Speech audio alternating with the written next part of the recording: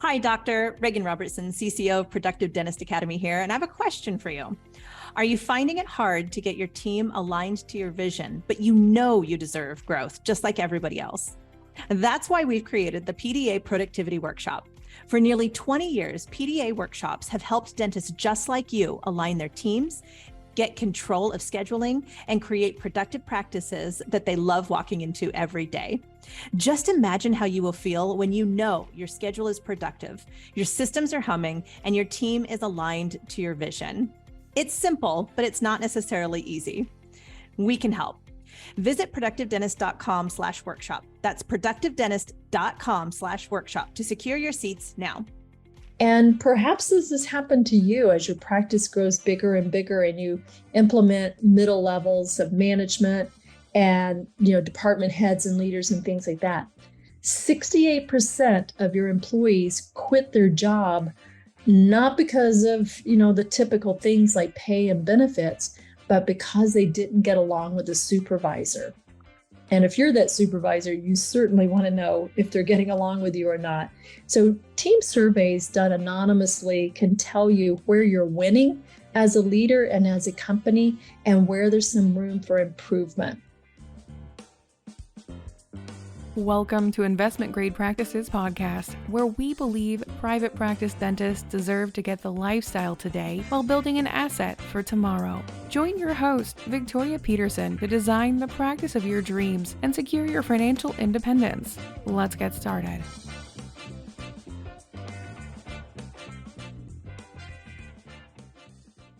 Welcome to another episode of Investment Grade Practices, and I'm wondering, are you winning the cultural wars?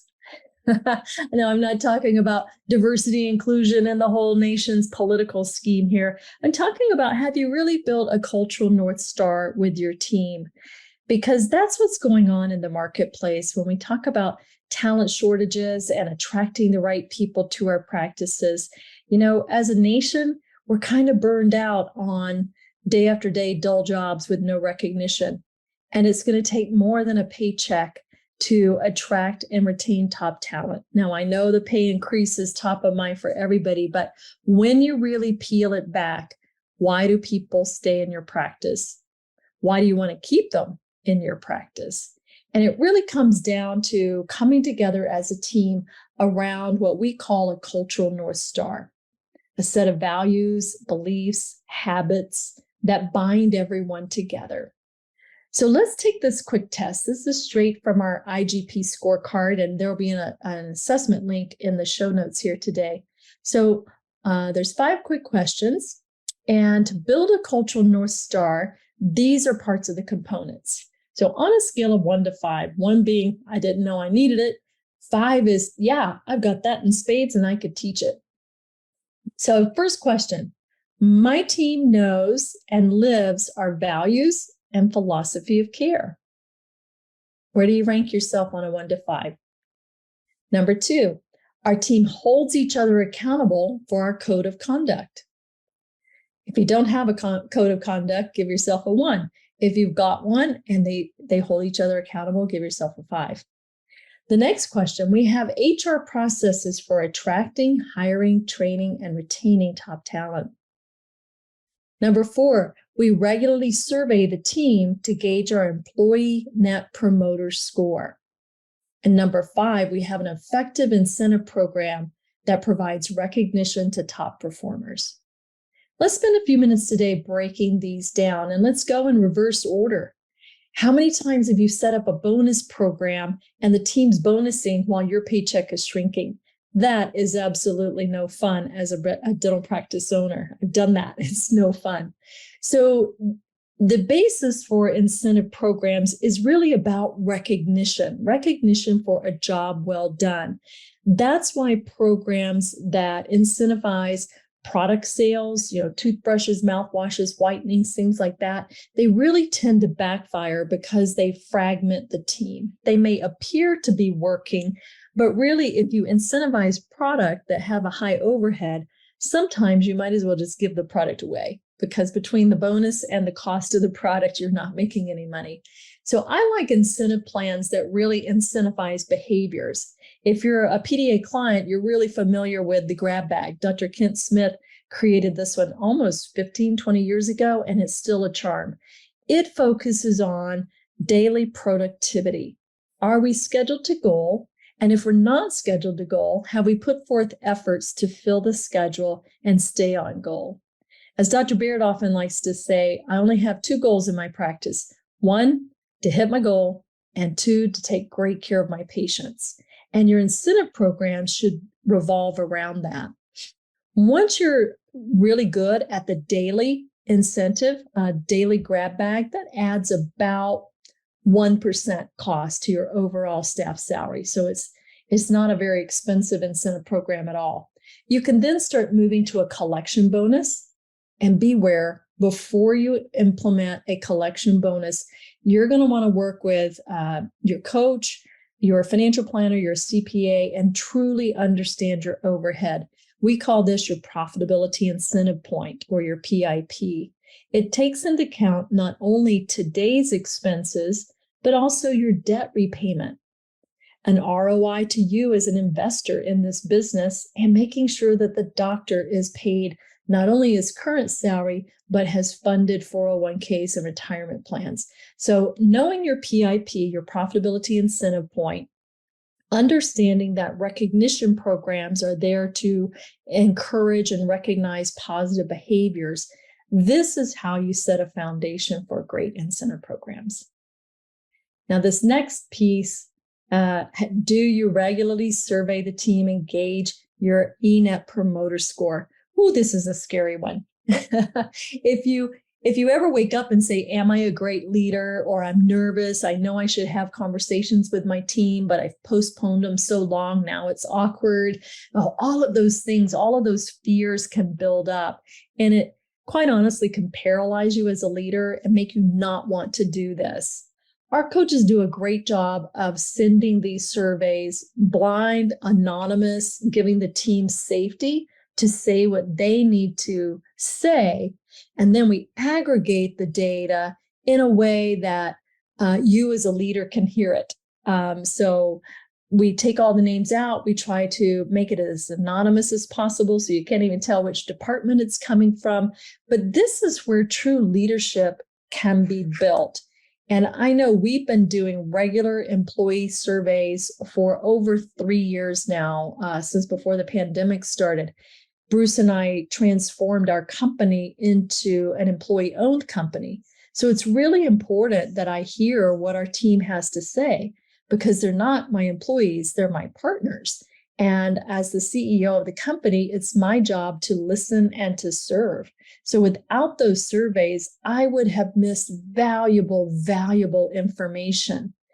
And perhaps this has happened to you as your practice grows bigger and bigger, and you implement middle levels of management and, department heads and leaders and things like that. 68% of your employees quit their job, not because of, the typical things like pay and benefits, but because they didn't get along with the supervisor. And if you're that supervisor, you certainly want to know if they're getting along with you or not. So team surveys done anonymously can tell you where you're winning as a leader and as a company, and where there's some room for improvement. It can also tell you what the sentiment is regarding benefits and pay scales, so that when you have performance reviews, you're armed with data, not just emotion. All right, how many of you are looking for new employees? Do you have a process for attracting them? Have you gone in and claimed your Indeed profiles, your Glassdoor profiles? Did you know that you can really, I'm going to say pimp those out. you can really build those out like you do my Google My Business. So just like you want to get 5-star reviews from your patients, are you building out your Indeed platform and asking your engaged employees to go in and do a review? Let the world know what it's like working for you. Have you started doing videos for attracting new team members, letting them know what it's like, having your team do some testimonial videos, just as you have your patients do testimonial videos?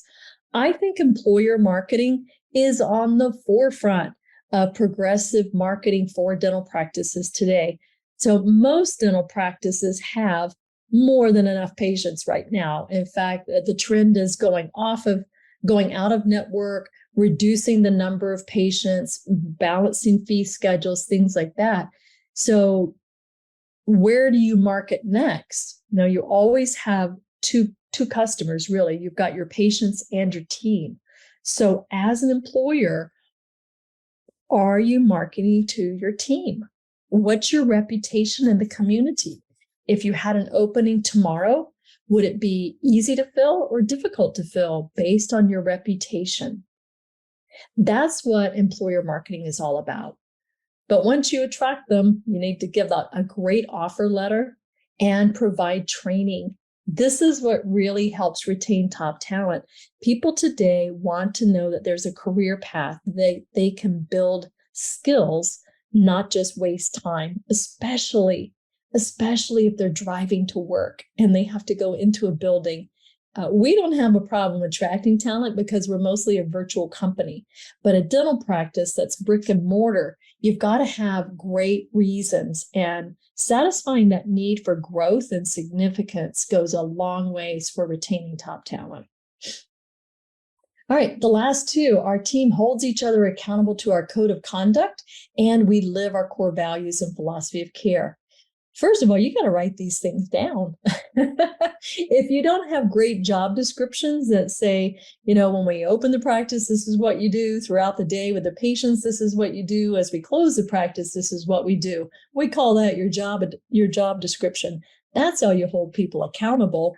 You have to understand what it is you want them to do so that it can become measurable and create a scorecard. Do you have a code of conduct that says, we agree to start on time, to stay on time, to finish together, to not leave the practice until we all finish together. We agree not to gossip. Gossip is a cancer. Whatever it is for you, it's something that you come together as a team and decide, this is who we are. This is how we play. And then your team starts to become self-governed. That's always my goal, is how can I create a self-governed team of leaders that love to lead themselves and they love to lead each other. Once you hit this is like the golden pinnacle of leadership, is when people have the emotional intelligence to say, wow, I made a mistake and I'm sorry for that. And I'm going to do better in the future. When you start hearing that show up in the practice of people loving their success, owning their success and celebrating it, but also owning their failures. For me, that is the hallmark of leadership. That is the number one thing to contemplate, perhaps, out of this whole podcast, is how do I handle failure in my company? And that, more than anything else, determines how safe your team is going to feel in sharing. Hey, Doc, I'm sorry, I just, poured a tray of burrs down the sink, and if they feel safe enough to tell you they dropped something down the sink, then you might be able to catch it before it gets to the P-trap and save yourself hundreds of dollars. If they don't feel safe, then you're not going to know about it, and it's literally flushed down the drain. So creating safety is what is really the true goal of having systems of accountability, code of conduct through your job descriptions and through the expression of your values and your philosophy of care. Hey, I know this is, kind of a vague topic. It's not very numerical, building your cultural North Star.